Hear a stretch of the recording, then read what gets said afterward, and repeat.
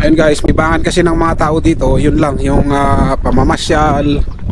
Kaya yung gobyerno, kung hindi ako nagkakamali kasi nabasa ko rin dati na ganun nga yung sistema dito sa New Zealand.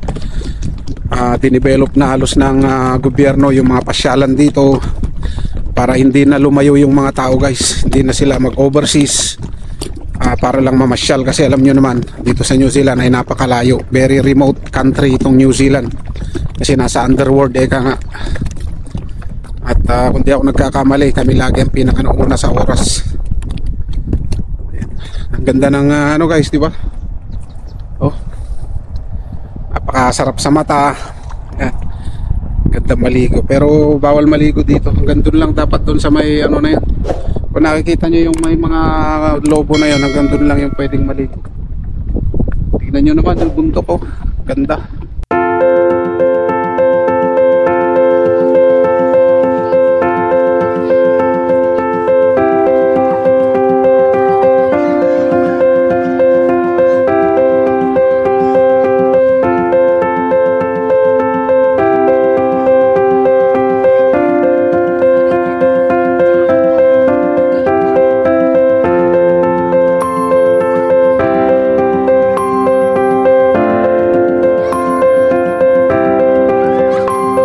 Guys, magsiset up tayo ng tent.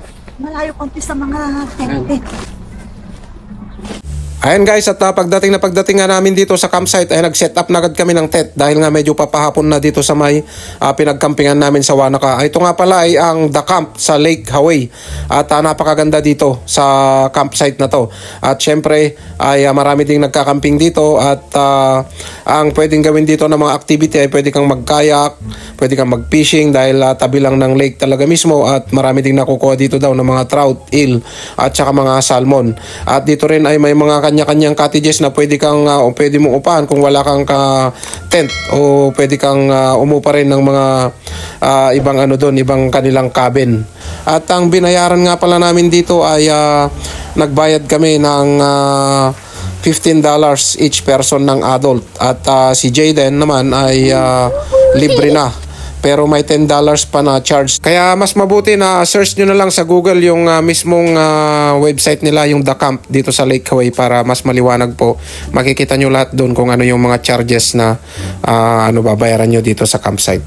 At yun, nakita nyo naman kanina yung inilagay ko at makikita nyo pa kung ano ba yung pwedeng mabisita dito, lalo na doon sa may Bingwitan. At doon sa pwede ka kung mayroon kang boat dito, kung mayroon kang jet ski, pwede ka rin mag-jet ski at mag-boating dito sa lugar na to. Kaya napakaganda, kaya bisitahin nyo sa mga taga New Zealand at yun, bisitahin nyo itong Lake Haway at outside ng Wanaka Town pero malapit lang, kaya yun, napakaganda talaga yung location guys. At syempre dito mayroon na rin silang banyo, mayroon tindahan dito sa loob ng campsite at mayroon ding hugasan, shower, kompleto guys, toilet, kaya yun, talagang napakaganda, kaya yun, at very recommended itong lugar na to para syempre para sa inyo at saka sa mga kapanood ng video ito. Kaya yun, at sige, panoorin nyo yung buong video guys at bukas pagkatapos namin dito ay bebiyahe na uli kami. Kaya yun, tapusin nyo yung buong video guys at pa-share naman po and pa-follow na rin at syempre ay pa-subscribe na rin sa ating YouTube channel. At yun, panoorin nyo yung buong video. Thank you so much. At bisitahin nyo lang yung kanilang website, yung The Camp dito sa may Lake Haway, The Camp Lake Haway. Ayun po yung mismong address nitong or location nitong ating pinuntahang campsite na ito. At saka syempre sa mga ganitong activity naming pamilya ay ayun, para po sa inyo ito. At yun, napakasarap lang talaga mamuhay sa ibang bansa na kasama yung buong pamilya. At syempre ay na-enjoy yung bawat moment. Hindi po yung pamilya mo nasa Pilipinas, nandito ka sa ibang bansa, napakahirap po ng ganun. Sa 8 taon ko po sa Middle East o sa Saudi Arabia nagtrabaho ay talagang yun yung naging goal ko o wish ko, na makuha yung pamilya ko sa ibang bansa at madala sila, at syempre para maranasan din nila kung ano yung pamumuhay dito sa ibang bansa at lalo na dito sa New Zealand. Kaya ayun, napakalaking opportunity po para sa akin ito at sa buong pamilya ko dahil nga syempre ay alam nyo naman napakaganda ng New Zealand. Kaya ayun, panoorin nyo po yung buong video.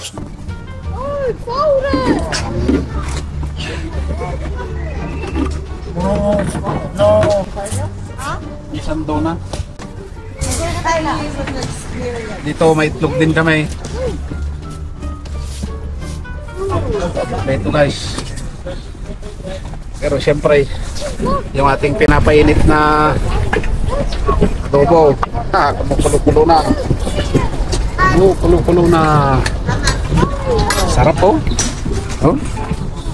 Tingnan nyo naman guys, oh. Yummy yung ating adobo. Oh. Adobong manok na native. Quality. Oh. Maya kakain na kami. Gubad na naman si Kulapo. Hello. Hello! Suklado. Dami pang dumarating guys na nagkakamping. Lalo na ngayon Sabado, Linggo. Siyempre ay yun yung libangan ng mga tao dito, mamasyal. Kaya tayong mga Pilipino, kaming mga Pilipino dito ay yun na rin yung aming pinakalibangan. Pagka day off namin ganyan, hindi kami nananatili sa bahay kasi nga para naman malibang yung ating sarili, hindi lang puro trabaho. Kaya ganun yung pamumuhay namin dito sa New Zealand, kaya medyo magastos din. Siyempre sa gasolina pa lang, sa mga kakainin namin sa pagbabiyahe namin. Pero dahil nga mayroon tayong sariling baon at yun, ay hindi na kami bibili ng aming kakainin sa McDonald's o kaya sa mga anuman, sa mga fast food. Hindi na kami bibili. Ito na yung pagkain namin sa 2 araw guys. Mayroon naman tayo nilagang itlog dito. Si Jaden lang, anuhan natin ng itlog. Lulutuan natin ng itlog. Hey Jaden. Hello. Hello. Hey, we should bring your bike. Right. Hey. Can you also bike with him? A friend. No, oh, I don't like you. Sit there. Sit there, sit. Where's my beer? Beer. Pa-beer na guys, beer.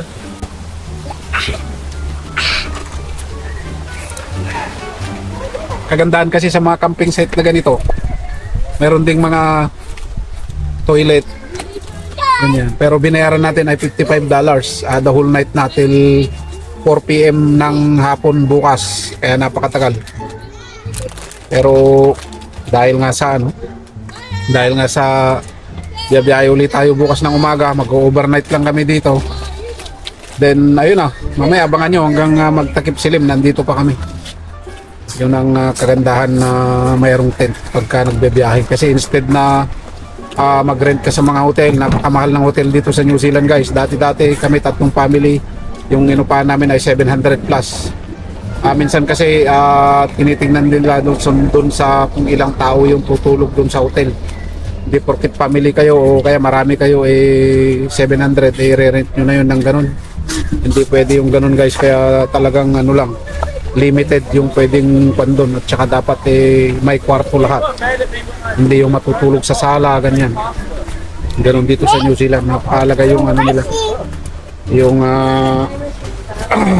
privacy law o privacy ng bawat isa.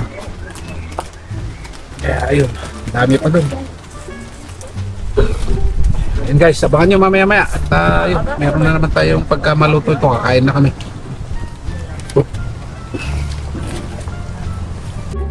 Ayan guys, katatapos namin magapunan.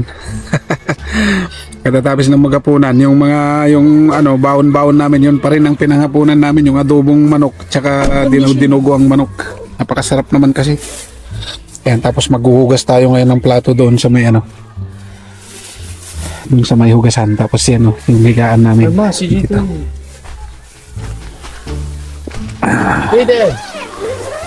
Ayun, yan, naka-prepare na guys yung hihigaan namin. Ayan, apat kami dyan. Apat kami. Mas makuan pagka apat kayo. Maganda nga sana naman kung walang ganyan singawan na ganyan Yan yan nagpapalamig dyan Dapat sana ganito na, ikulong na ganito Ay hindi, mamaya gawin natin. Ipaibabaw natin yan dun sa taas para hindi ano din. Ayan You put it on the top. There. So it's a cold. Ayan guys. Paluluto namin yan. Maya matutulog na kami. Kasi alas 8:30 na ng gabi. Yan. Tinabi lang namin sa sakyan namin. Kaya maganda kung may uning dyan ganyan sa sakyan nyo. At least mayroong bubong. Yan. Ayan guys, at matutulog na nga kami dahil nakakain na rin kami ng hapunan, kaya ayun, at pagod na rin kami sa biyahe kanina, at syempre nag-set up pa tayo ng tent, kaya ayun, hanggang dito lang. See you in the morning guys. Guys, kagigising namin.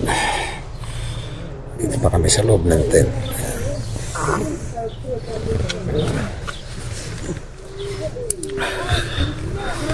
Lamig. Lamig dito. Sarap matulog. Sarap si Den sa kasi si Jayden guys, matulog. Ayan guys, luto muna kami. May painit ng tubig. Ayan, kagigising namin. Almusado. Muna.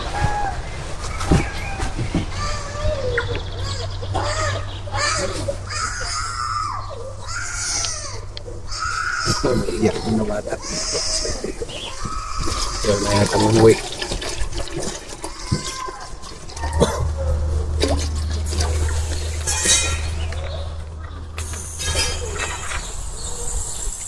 Naiinom yung tubig niya. Hindi pa kami tubig para inom.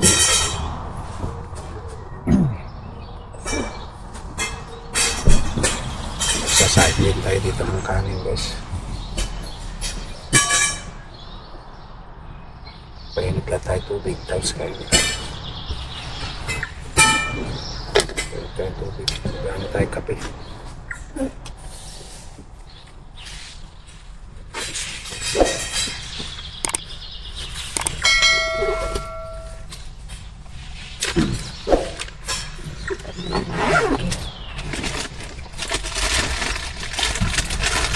Mga tayo pa na pa? Ay, hindi. Pintil ata kaya. Una ito pa. Anda ba? Patid ko.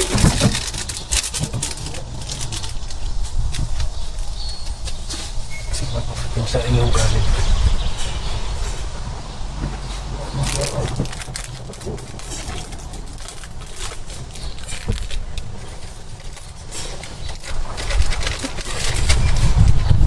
Kape muna tayo. Bumili na kami ng 3-in-1 dito guys. 3-in-1 para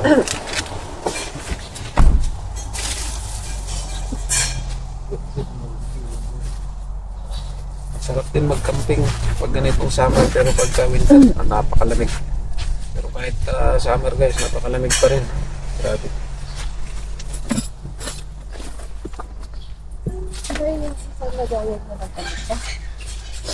Sa lagayan niya na yun. Ay, dito. Sleeping bag niya.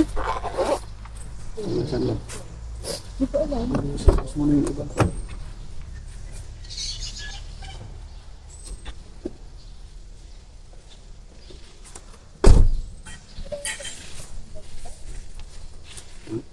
Ang lagayan niya ng sleeping bag.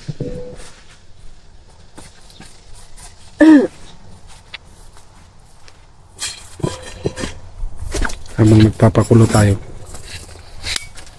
dito muna tayo dun sa lake.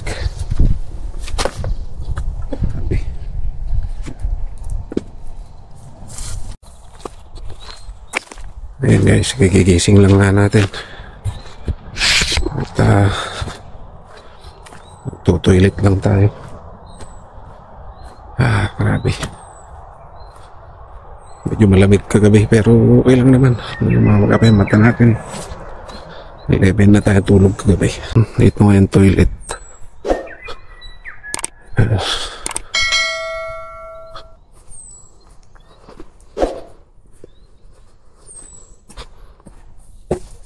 Muna tayo. Ito toilet dito. Linis naman, mabango pa. Public toilet to guys.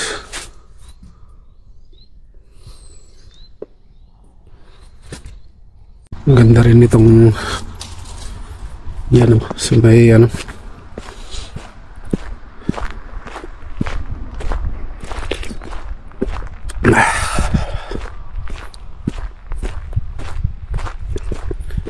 Yan, may picnic table dyan. Marami nagbubuting dito. Pansin nyo, may mga ano na dyan. Ano ng boat.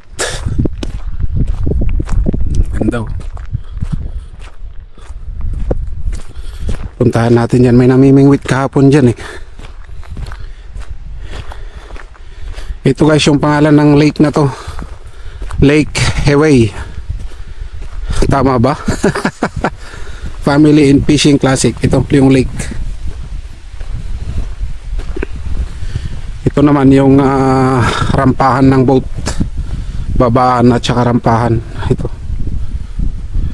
Ganda. Tapos doon pwede kang mag-fishing dyan. Oh. Pwede mo rin itali yung boat mo dyan. Yan. Siguro floating ano to. Floating ramp. Ayan o. Lake Wanaka. Ayan pala yung Lake Wanaka. Tapos saan tayo dito? Ito tayo, Lake Heway. Lake Heway. Ito Lake Wanaka guys. Napakaluwang din yan. Lake Wanaka. Timaru Creek Delta, Timaru River. Dito pala nanggagaling yung Timaru River sa Lake Heway. Ganun pala yun. Ayun. At nasan ba tayo? Mount Aron. Saan ba tayo? Hindi ko alam kung nasaan kami guys. Ayan. Boating restriction. Boating ramp. Ayan. Meron pang donation box. Ayan. Pwedeng magkayak, mangisda, magboating. Pakaraming activity din. Ganito kasi yung libangan ng mga tao dito guys. Ayan, ganda. Ayan. Ayan guys, libangan kasi ng mga tao dito, yun lang, yung pamamasyal. Kaya yung gobyerno, kung hindi ako nagkakamali kasi nabasa ko rin dati na ganun nga yung sistema dito sa New Zealand. Dinevelop na halos ng gobyerno yung mga pasyalan dito para hindi na lumayo yung mga tao guys. Hindi na sila mag-overseas para lang mamasyal, kasi alam nyo naman dito sa New Zealand ay napakalayo. Very remote country itong New Zealand kasi nasa underworld ka nga. At kung di ako nagkakamali, kami lagi ang pinakauna sa oras. Ang ganda ng ano guys, di ba? Oh. Napakasarap sa mata. Ayan. Ganda maligo, pero bawal maligo dito. Hanggang doon lang dapat, doon sa may ano na yan. Kung nakikita nyo yung may mga lobo na yun, hanggang doon lang yung pwedeng maligo. Tignan nyo naman yung bundok ko. Ganda. Ayan, nagbubuting doon. Ganda oh.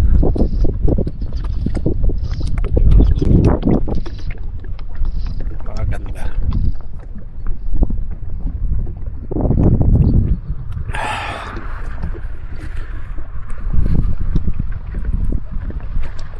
Doon oh. Yun, nagkakayak. Like minsan magganyan guys, magkayak. Sarap siguro. Yan naman yung lugar oh. Grabe, ganda.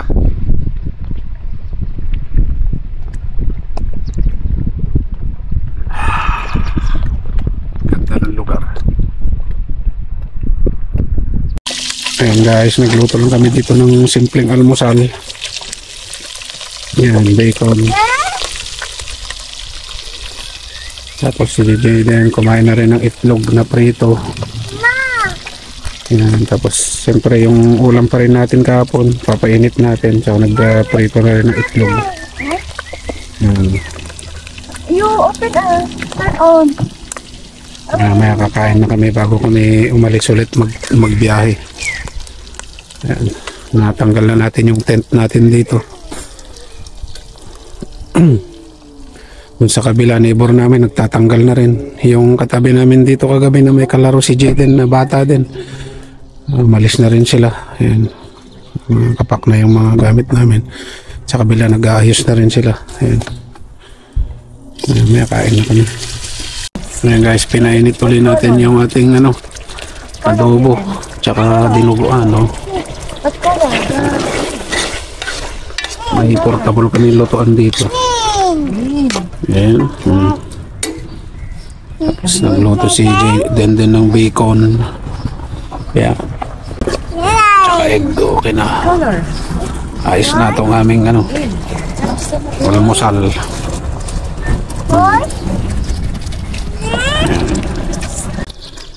Ayan guys, kain tayo, kain.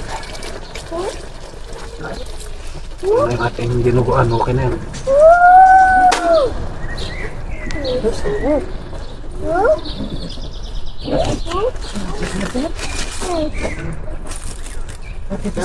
Almusal na tayo, almusal. Sarap diba ganitong buhay?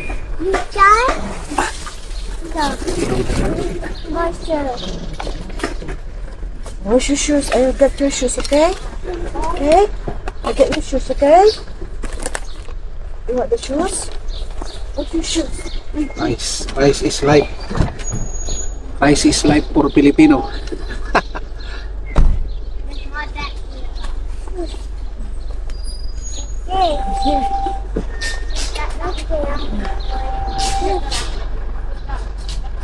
Pa, kita ba dyan kita ba? Na-stop ata mo.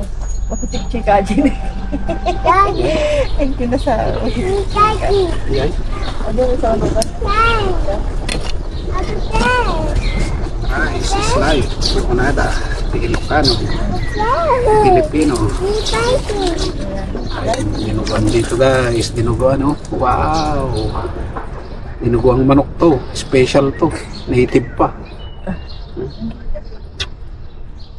Sarap na ito guys. At ayun guys, hanggang dito lang po yung aming camping adventure dito sa may Wanaka, dito sa may Camp Lake Hawaii. At dediretso na po kami, travel papuntang Cardrona, then via Queenstown, then pupunta pa kasi kami ng pinakadulo ng Queenstown pa sa may Glenorchy. At abangan nyo rin yung ating full video dun sa Glenorchy. May mga reels video na tayo dun pero hindi nyo pa nakikita yung full video. At tumaan kami ng Queenstown. Napakaganda ng daan guys. Napakaganda ng view. Naku po, talagang ma-amaze ka talaga sa mga madadaanan mo papunta ron. At syempre yung lugar ng Glenorchy, napakaliit, napakalayo pero talagang sulit yung pagpunta mo.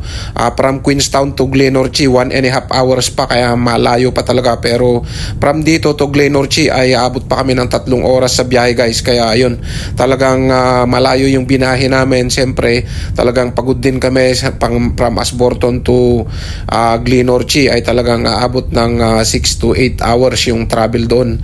At siyempre patigil-tigil pa kami, kaya ayun, halos 3 days kaming nagbiyahe guys. At marami din tayong napuntahan, kaya talagang sulit.